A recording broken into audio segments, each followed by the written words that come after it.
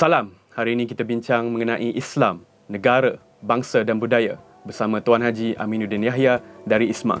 Saya Ahmad Fuad Rahmat dan ini Bentara membawa perspektif kritis ke isu semasa.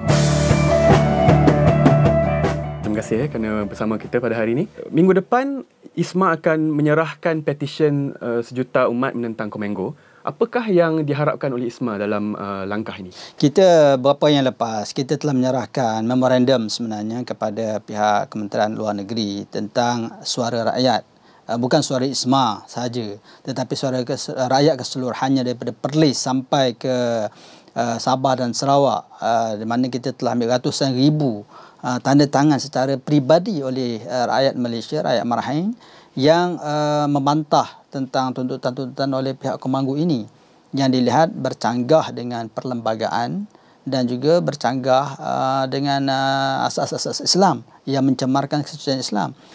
Bolehkah Tuan Haji beri contoh-contoh khusus apakah tuntutan Komangu yang pada Tuan Haji bercanggah sangat dengan nilai-nilai akhlak di Malaysia ni? Oh, banyak. Terutama sekali berkenaan dengan kesamaan gender equality dalam SOGI. Itu antara tuntutan. Dalam Islam, sudah tentu benda ini tidak mungkin boleh sama. Perempuan dan lelaki dua benda yang sama. Bukan arti Islam tidak mengkira perempuan, tetapi untuk menyamakan perempuan dan lelaki dalam semua hal, termasuk dalam nikah cerai dan sebagainya, termasuk dalam waris harta dan sebagainya, ini tidak betul dan salah dari segi Islam. Tidakkah ISMA mengiktiraf bahawa sebagai rakyat Malaysia mereka juga ada kebebasan untuk bersuara, untuk berpendapat? Siapa kata mereka tidak bebas bersuara? Saya tidak pernah lagi dengar bahawa rakyat Malaysia ini disekat untuk bersuara. Kami bersuara adalah disekat, ada orang nak saman. Kan, itu yang kita heran. Mereka memperjuangkan kebebasan suara, tetapi bila kita bersuara mereka saman kita. Ini pelik. Maknanya satu, orang kata apa, kontradik dengan apa yang mereka perjuangkan. Saya tidak nampak ada ketidakbebasan bersuara. Tetapi kita kena faham, dalam perlembagaan nak menjaga kestabilan negara kita, dan dari segi Islam pun sendiri, kebebasan bersuara ini bukan bermakna kita boleh defame ataupun boleh fitnah orang lain. Boleh buat perkara-perkara yang tidak betul, boleh menghasut orang lain yang tidak betul. Kita pun tidak setuju kebebasan seperti itu. Adakah ISMA menyarankan langkah-langkah khusus yang patut pada pendapat ISMA diambil oleh kerajaan terhadap Komengo? Kita mengharapkan satu saja, supaya kerajaan menolak tuntutan. Yang mana-mananya tuntutan yang bercanggah dengan Islam, yang bercanggah dengan perlembagaan, tolak. That's the only thing yang kita minta kerajaan buat. Nothing more, nothing less than that. Tuan Haji Aminuddin ada menyentuh perkataan fitnah tu dan banyak tanggapan di kalangan orang awam melihat seolah-olah ISMA juga banyak mengambil taktik-taktik yang orang kata kurang matang dalam menggunakan retorik fitnah, hasutan, kata-kata kasar dan sebagainya. Apakah respon Tuan Haji terhadap tuduhan seperti itu? Ini, saya rasa ini hanya label-label yang diberi oleh pihak-pihak tertentu. Saya tak dapat nafikan ada orang mengatakan kita ini ekstremis. Ada orang kata kita ini rasis dan sebagainya. Ini semua bagi saya hujah-hujah orang yang sengaja membuat propaganda ini supaya orang membenci perjuangan kita. Sebenarnya kalau you lihat, apa statement-statement kita lebih kepada defensif, bukan ofensif. Kita tak pernah offend orang. Tetapi tindakan menyebarkan pamphlet di masjid, adakah itu bukan satu tindakan yang agak ekstrim? Saya tak pernah dengar menyebarkan risalah ini satu yang ekstrim. Adakah saudara... Okey, sekarang ni saya nak tanya saudara. Adakah? Saya jelaskan. Menyebarkan risalah di masjid dengan tuduhan-tuduhan yang tak berasas. Okey, yang pertama, dua perkara. Menyebarkan risalah dan tuduhan-tuduhan tak berasas. My question, saya punya soalan. Adakah menyebarkan kepada masjid ini lebih besar fitnahnya daripada menyebarkan kepada PBB? Menghantar memorandum kepada PBB yang tidak. Maknanya menggunakan agensi luar, kuasa luar untuk menekan negara ini lebih selamat daripada setakat di masjid-masjid kepada orang Islam sahaja.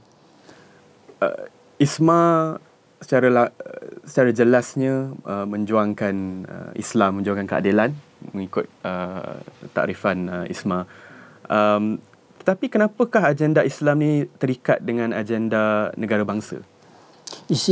Kita kena tengok statistik. Statistik. Bangsa yang paling miskin sekali di negara kita, kalau tengok statistik yang dibuat oleh pihak kerajaan, Bumi Putra termasuk Melayu 3,000 lebih. So the poorest citizen dalam negara kita ini adalah orang Melayu. Lepas itu dari segi kerosakan akhlak. Siapa yang banyak duduk di pusat meranti, pusat apa? Serenti, yang pusat dadah. Siapa yang banyak kes-kes jenayah? Siapa yang banyak buang anak ini? Tapi kenapa tumpuan tu tidak ke arah melawan corruption? Kenapakah istilah-istilah yang digunakan masih dalam rangkuman identiti? Saya rasa mungkin saudara ataupun kawan-kawan yang lain tidak pernah baca statement kita. Kita duduk orang kata apa, komen tentang corruption, tentang apa yang berlaku, yang dibentang dalam bajet dan sebagainya. Berapa banyak yang kita buat. Kita dah banyak cerita tentang itu.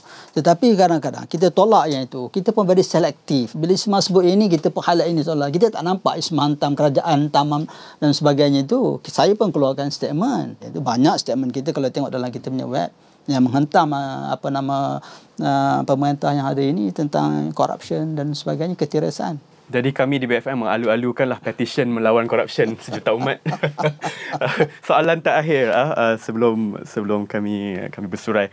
Apakah pesanan Isma kepada masyarakat yang bukan Melayu, bukan Muslim yang rasa takut dengan imej-imej yang dimomokkan? Saya rasa simple saja. Yang pertama sekali, everybody agree, semua orang kena setuju. We come back to our perlembagaan. Jangan challenge, jangan kocak. Bila kocak, dia akan ganggu banyak benda.